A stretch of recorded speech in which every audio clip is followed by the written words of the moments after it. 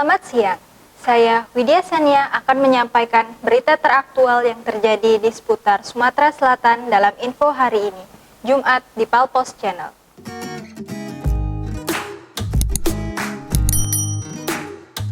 Badan Narkotika Kabupaten Musirawas dan Lubuk Linggau menyergap sebuah pondok yang diduga menjadi lokasi pesta barang haram, Rabu, 6 Oktober 2021 sekitar pukul 13.30 waktu Indonesia bagian Barat.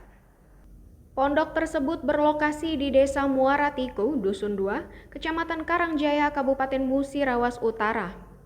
Pemilik pondok Saidol alias Idol, 37 tahun, berhasil diamankan. Dalam penggerebekan itu, tim gabungan menyita barang bukti berupa 9 paket barang haram jenis sabu seberat 16,75 gram. Kepala BNK Lubuk Linggau AKBP Himawan Bagus Supriyadi dalam press release-nya Kamis 7 Oktober 2021 menjelaskan kronologis penangkapan tersangka.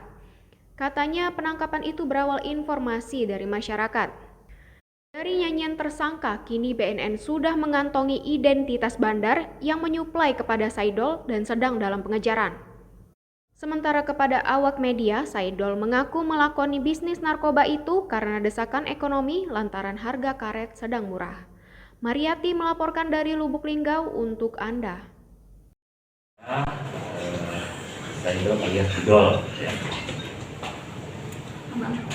Untuk kronologis, jadi ini merupakan ada laporan dari masyarakat ya, karena masyarakat resah, terkait adanya tempat peredaran gelap narkotika.